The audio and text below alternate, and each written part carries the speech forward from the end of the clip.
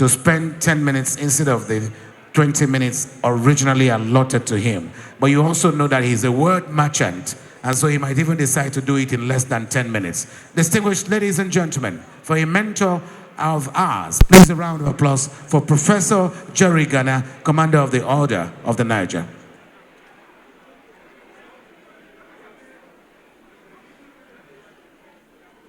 Your Excellency, the Chairman of the... I'm delighted to have the honor to join the family, friends, and associates of distinguished Senator Samuel Anyanwu to wish our distinguished senator a happy and joyful birthday. Together, we say to you, our dear brother, arise and shine, for your light has come, and the glory of the Lord has risen upon you. If all of you believe that, let me hear your amen.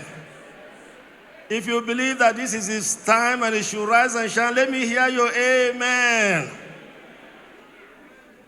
The author of the day has produced a book of 15 chapters covering 207 pages with a very appropriate foreword written by the learned legal luminary Lady Chinyere Obiobasi.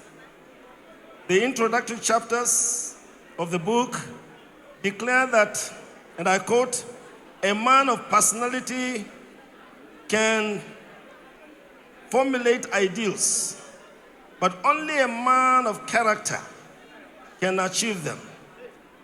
The author then proceeds to announce the birth of Sam Daddy, joyfully and lovingly called on 18th June 1965 to a special family of 15 children. Sam is the second son, and they were raised by a very good father, highly disciplined father, and a very loving mother. Sam Daddy received very sound primary and secondary education from famous schools in that area. As a good student, and I quote, with natural intelligence and a strong determination to succeed, Sam Daddy obtained excellent grades in school and a good reputation of a prolific debater. In his days, he used to win a number of trophies for his school because he was an excellent debater.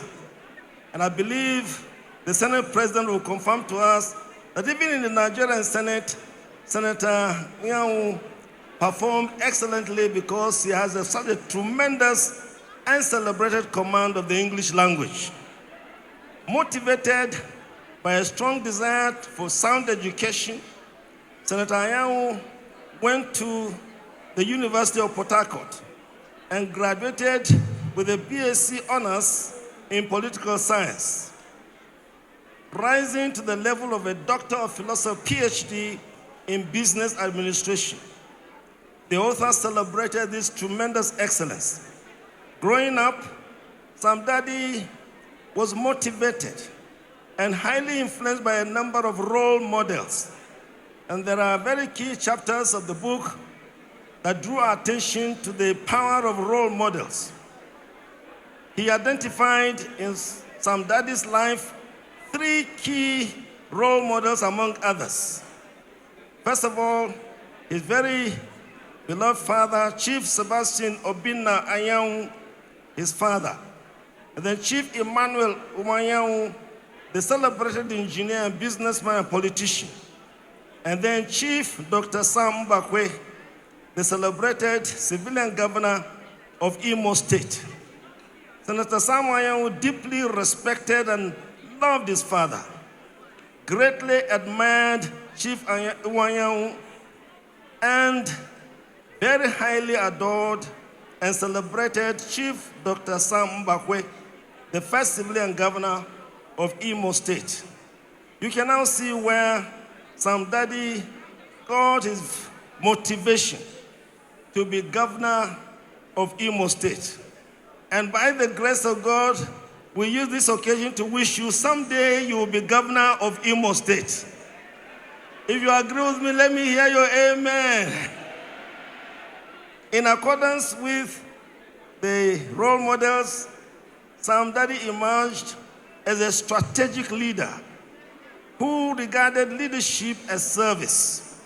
It is therefore not surprising that he was crowned the most productive committee chairman of the Senate and given a trophy by the Senate President as the author celebrated in the book. The author also gave an impressive account of the senator as a man of tremendous generosity, a ceaseless giver to ordinary people. But politics is not a game, but a serious business, according to Sir Winston Churchill. Thus, in chapters 4, 5, and 6 of the book, the author examines the achievements of Senator Samuel Anyanwu. The very impressive list of achievements include legislative bills, legislative motions, constituency projects, and the list of development projects is such that I will get lost if I want to review that part of the book. But I was very impressed by the achievements of this excellent senator, what he achieved for that area, especially the development projects that he achieved. And you see this at pages 70 to 79 of the book. The author was very, very impressive in really celebrating the senator in those achievements. Chapter 7 presents the political ideologies of Sam Dady. Here, we find the depth of knowledge, the beauty of wisdom, the excellence of thoughts, the power of ideas, the dignity of labor, the excellence of service, and the author really celebrated the senator as someone who really has ideals. He stands for certain principles.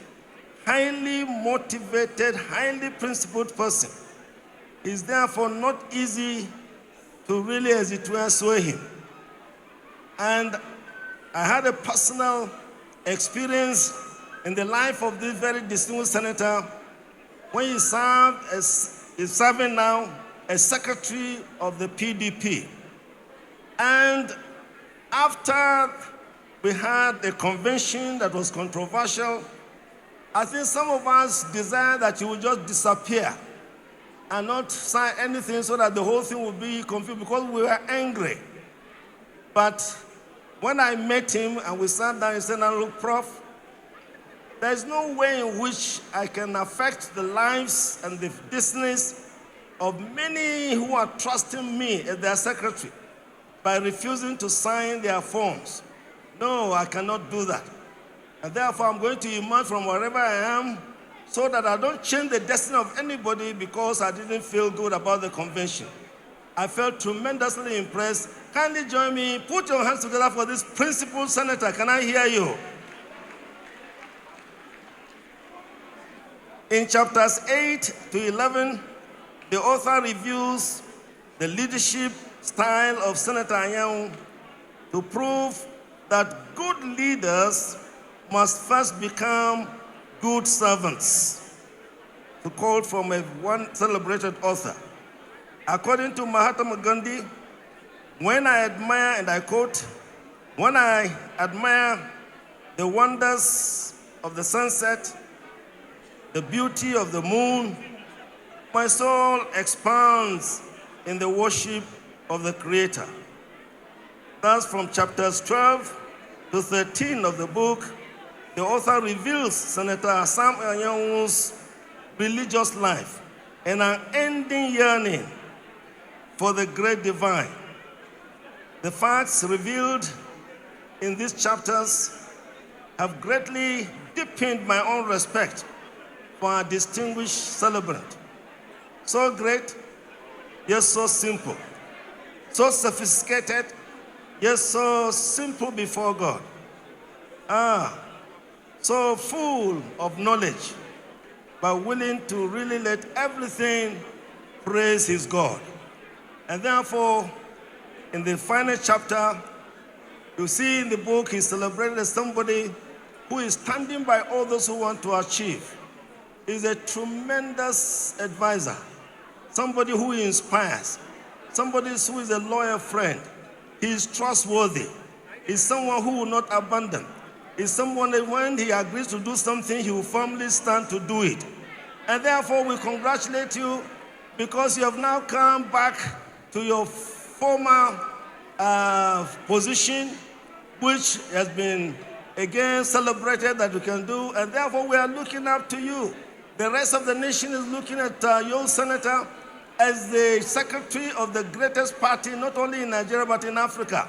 That you revive that party, that you reorganize that party, that you inspire that party, that you redirect that party, that you lead that party to a higher level. If you agree with me, kindly put your hands together for our celebration. Can I hear you? Therefore, very, very distinguished senators that are here today, I'm so glad that so many of you are here because one of you is celebrating his 60th. By the grace of God, you see your 70th and 80th and 90th. When you get to 100, you should be getting ready to go to heaven. Distinguished ladies and gentlemen, praise the Lord. For this senator, I say, praise the Lord. For this celebrant, I say, praise the Lord. And I do want to recommend to you this book because it has reviewed the life of a man of honesty, a man of integrity, a leader of service, a leader whose vision, a leader who will go very far. Thank you very much.